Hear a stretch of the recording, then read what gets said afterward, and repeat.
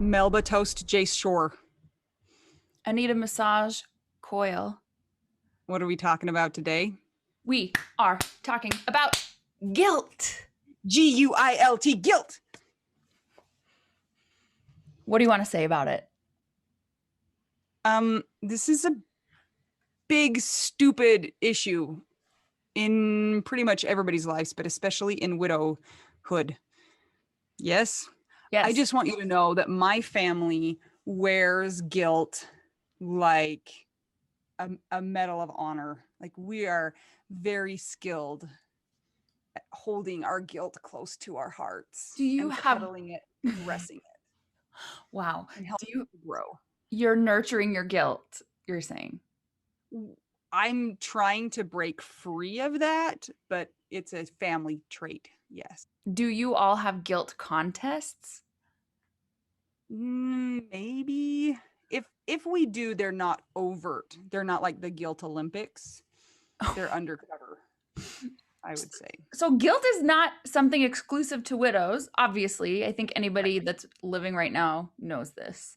But it can be exacerbated when we are widowed. Hugely exacerbated because your person has died.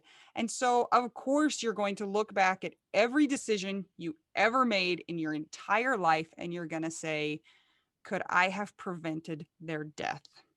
And then we also don't have a chance to repair relationships or change anything about our relationships. So then we can also have guilt, not about just only their death, but we can also have guilt about our relationship and whether we were loving enough, or whether we had that fight that one time, or whether we got mad at them for something that was stupid and we just go back. So some of that guilt can be imposed on ourselves by ourselves, or Correct. others can impose it on us. Yeah, which is super stupid. Yeah. Do you feel any guilt over Scott's death? Not over his death, because I did not have anything to do with it, because it was sudden. He wasn't even, I know that that's surprising to you by your reaction, that I had nothing. Just how you said you didn't have anything to do with it. I was like, well, I didn't think you had anything to do with it. Well, he died in a different state. He was in a surgery. That was his choice. I asked him before he died if he thought he was going to die, because it was a tonsillectomy. And he said no. He just was worried about his singing voice being affected or something. I don't know. So I felt like with those things, no. But we had only been married almost 2 years. And so I did have guilt for if I had spent the time wisely with him. And I now I know it's more of like just typical struggles that people go through when they are older adults and they get married, and you're trying to meld your lives, and you're both independent and you're both like doing your own thing.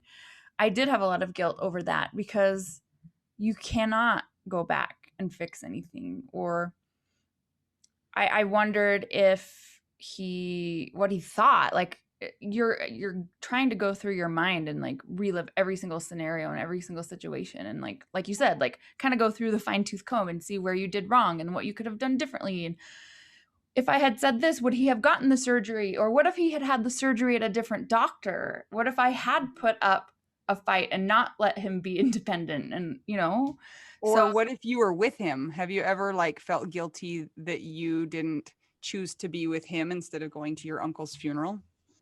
Yes, because that was the original plan, was that I was going to go up and do that. But the only thing that has brought me out of that, because I would go back and forth for a long time, like, I should have been there. I should have been there. And my mom told me this the other day. The last text that he sent to her was, I wish I could be there to support you guys. Yeah. And the texts that I have that were the last ones from Scott were, don't worry about coming up here because your family needs you. Yeah. I'll be fine later. So I would vacillate between that. So that gave me something concrete to look at to help me pull out of it. But it took a long time before I was like, oh my gosh. And then I was like, who's judging me? Like, is his family upset that I wasn't there? Are his friends upset I wasn't there? And people are going to talk anyway. So, yeah, tons of guilt with like the actual situation, and then guilt and regret for maybe things that had been done or regrets that had not been done. Yeah. Isn't it funny though that even though he specifically told you not to come be with him, you still found your way into feeling guilty about it? It's almost like the guilty feeling is the default, and we have to find our way out of feeling guilty somehow, even though, I mean, in your case, there really was nothing that you actively did that caused him to die. You know what I'm saying? The one thing that I could think of if I wanted to would be, well, if I had chosen not to help my uncle pass on or be there for my family, I Yeah, would have been up there with Scott, and maybe I would have caught that he had stopped breathing in the morning right. when he was alone in his room. Yeah.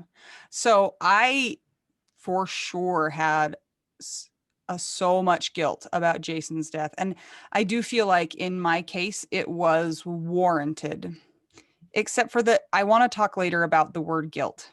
But while we're right here, I felt terribly guilty about Jason dying because he had some symptoms that I reasonably could have caught on to and perhaps gotten him the help that he needed to not die. So I felt like I let him down big, big, big, big, big time. And even though my logical brain told me that that wasn't logical, it didn't matter. That was still really deep inside of me. And when people just told me to let it go or tried to logic it out of me, it really didn't work. It was something that, and I feel this way about everything in widowhood, and it's so stupid, is that I had to come to terms with it. Other people telling me why it didn't make sense was not helpful. But when I was able to do it, then I could come out of it.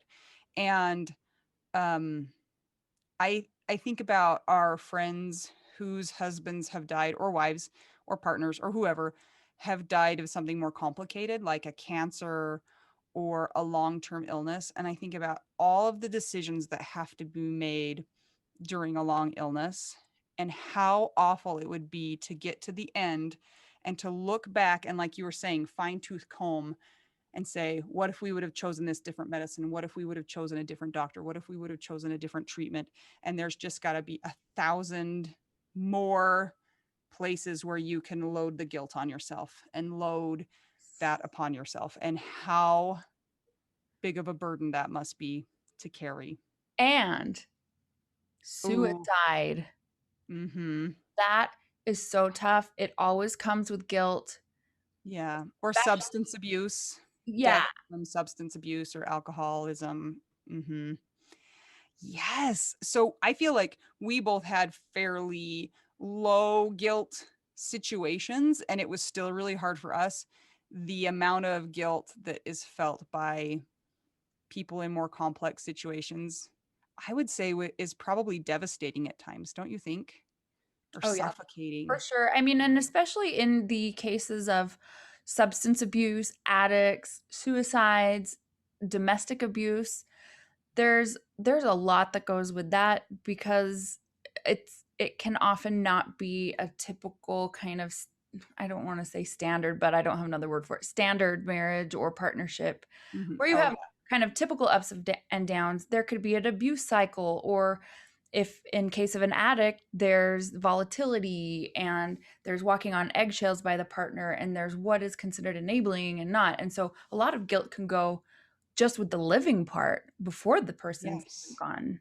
Yeah. And then I imagine that there's also guilt that goes along with, just like we were saying, examining the relationship before we got to the death. Also, was I too hard on them? Was I too easy on them? Our relationship wasn't what I wanted it to be. We could go on and on and on and on and on about things that cause us to feel guilt. And then you mentioned this at the beginning, and is all of those things when family members, our friends are saying to you, Why didn't you stop them? Why didn't you make a different decision about the doctor? Had you caught this earlier, they might still be alive. And then you're carrying the guilt of other people that they're placing on you. Not cool. It's not cool. So, Anita, how did you work through your guilt? Um, Was it intentional or did it just kind of oh, happen? it was very intentional because that was something that was really, really hard. And this is what I was going to say before when I said the words guilt. So, one of the things that was helpful for me to kind of start to think about was the difference between guilt and regret.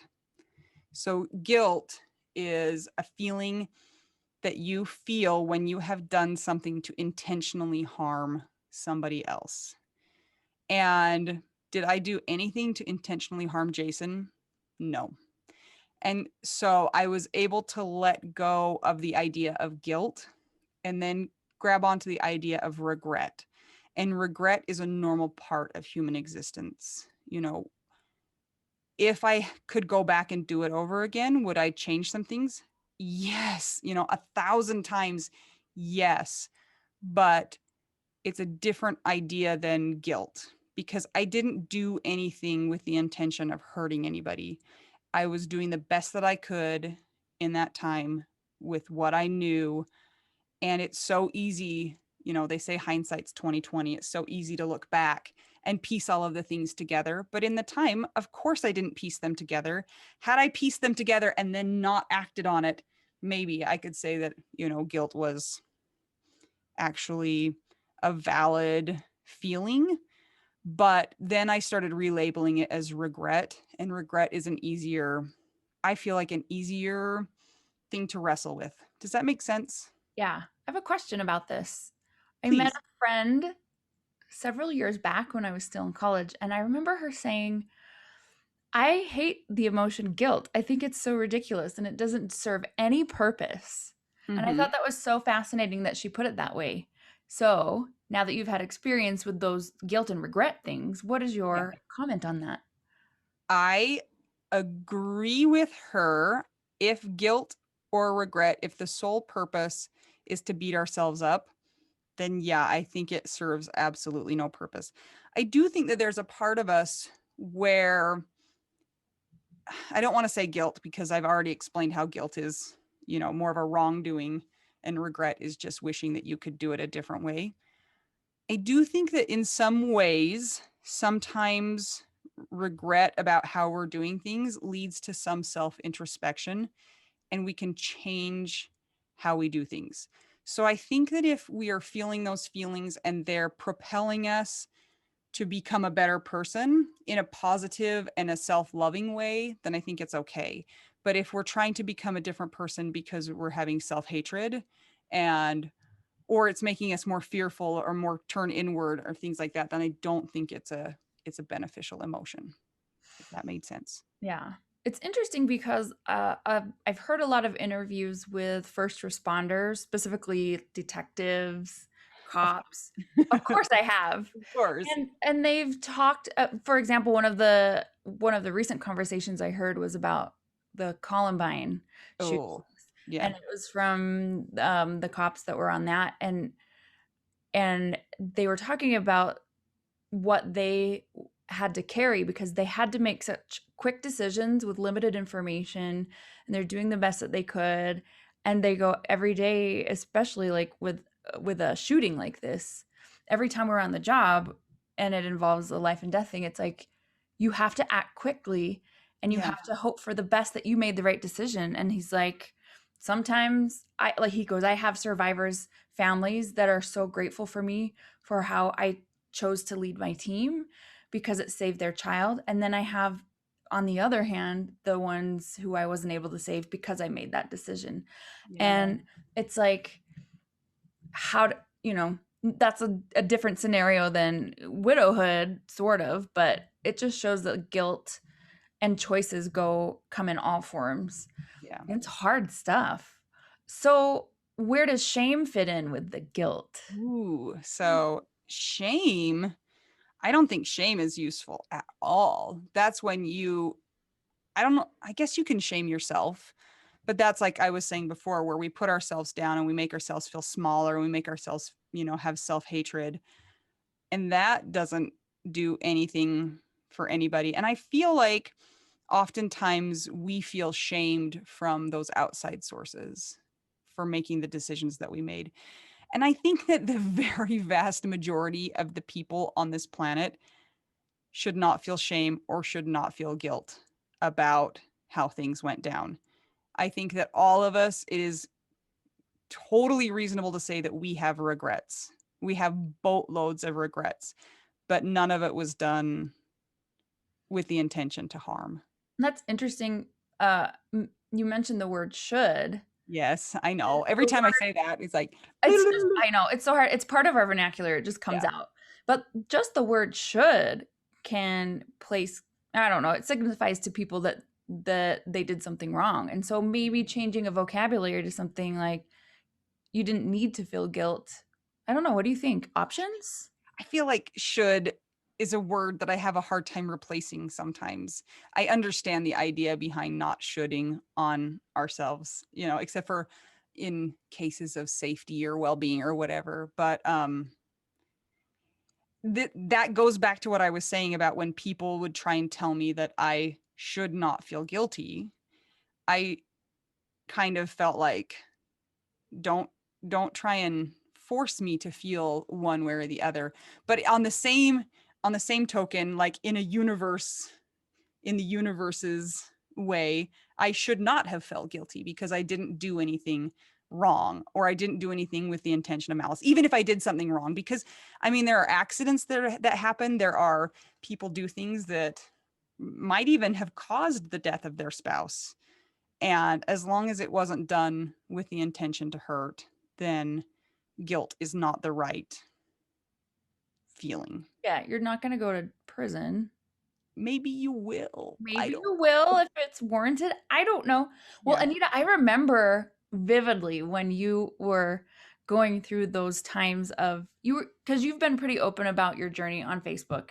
And I Yeah. remember for some reason when we were first friends, I was like always in the tub texting you. So I remember being in the What do you mean? bathtub At all the first, you're time. still always doing that. Okay, I'm still always doing that. That's true.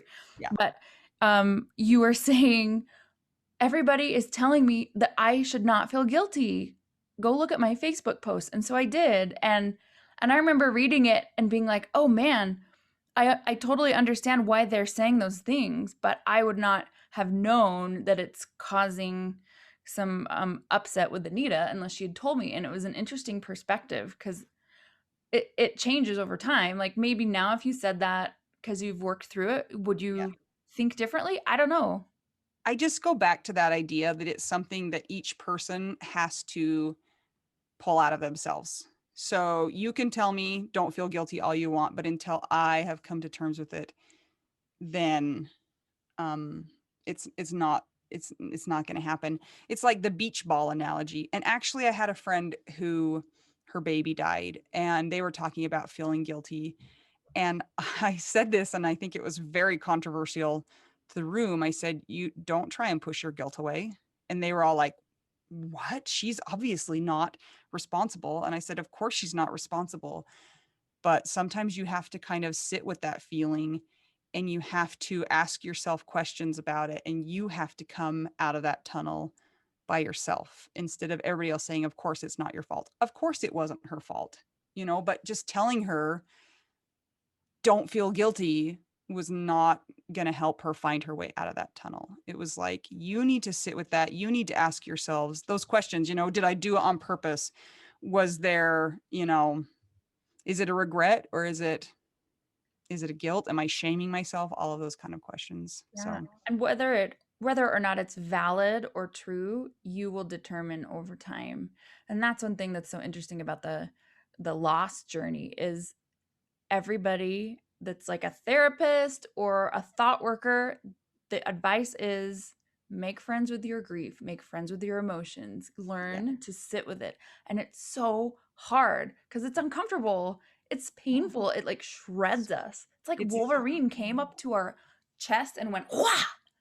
And you're bleeding from the inside. It's like, I'm supposed to sit with this, but that's where healing starts. It's yeah. hard. So I did specifically EMDR for those feelings of guilt. And even my therapist she thought that we were going to come out of the path with me being like, I don't feel these feelings anymore. And I explain it to people that I came out of those sessions still feeling like, yes, I could have done something. No, I didn't. And I describe it as a pebble that I carry around, but it's a pebble and it's not a thorn anymore. So it's not a painful feeling. It's a heavy feeling, um, but it's not so biting anymore. And it did take actual work to try and go through those thoughts. But if other people are putting guilt on you, do not accept it. That's how I feel. Like, just no, You they make don't get to do me that. I appreciate you trying to give me this thing of guilt. You can take it back. Bye-bye. Yes, you don't even need a receipt to return that. Just return that. And I realize that saying that is oversimplifying too, because you oftentimes have to interact with those people, and sometimes they don't even say it, and you can just sense it. But I feel like we have enough guilt that we make in our own brains that I have a question for you because you're a mom, and I've seen this before. what? When somebody's husband or partner dies and it's the father of the children, Mm-hmm. I've seen other people get on there and say, you need to keep going because you have children to live for. Mm-hmm. And my non mom heart gets so mad. Even I know that that places extra on them. Burden. What do you The think? funny thing is that it's true, but again, it's like when you tell me that, it's not helpful because I mean, when your back is up against the wall, do you need to take care of your kids? For sure. But I mean, I could possibly need to have a break from my kids. I mean, in the extreme version, what if I needed to check myself into the psych unit for a little while? Like, is that acceptable? Yes. And so it's like there are options, and you don't need to say to yourself, this is all on me all the time. I have to get through this for my kids. Yeah, you do, but also you don't. It goes back to that. It goes back to the same thing, that it's all about finding it within yourself. And if you come to that conclusion, which is kind of a true conclusion, that yes, you have got to keep going because you have other people to take care of. But that can be such a burying feeling, because how are you possibly supposed to keep going? It's too hard. So Also, there is an out. I mean, it might be a nuclear out, but there is. also don't all moms everywhere know that they have other kids that need them? Like, isn't that a given? You're like, Yes. why do people say that? Yeah, I don't know. Weird. It's I don't know. Whatever, who I cares? don't know. So, Well, and that when people say that though, it is a little bit grating, because it almost the idea is almost you must be strong at all times for your kids, as opposed to like you get to feel your feelings and you get to break down when you need to, because actually that's good for your kids too. At least I tell myself that, because it's happening. So well, that's the whole reason for this podcast, too, is because we learned early on that, oh, we were not prepared for this. We have not discussed these things. We were not taught this in our culture or in our society. We're going to talk about it. So yeah, you might have a lot of pushback because people that start talking about things that go against kind of the cultural norm tend to get a lot of pushback. So I support you, thank Anita. you. So basically, there are external sources that can impose guilt and internal things that can impose guilt. It's a good skill to try and develop when you have bandwidth to decide if it's external or internal and go from there. Yeah, For those of you that are struggling with a lot of guilt, we feel you. We're here for you. Join our Widow Wives Club. It's on Facebook. There's a link let's in our bio of talk everything. about it Yes. there. If you have a specific instance you'd like to share or just a general comment, comment below. Yeah. And it's just guilt is just a universal feeling that gets put on like a Monster Energy drink after your spouse dies. And then I think if your spouse dies of something that's, not in the, like you were saying, standard whatever, then it's like a monster drink plus an espresso. Whew. Don't give that to your 4-year-old ever. I Specifically won't. your 4-year-old. I know, because then I'd have to stay strong to keep going for him. We want to know what you guys think. So let us know. I'm Mel. I'm Anita. We're two widows who feel guilt and are working through it. And we're just trying to figure out, widow, We do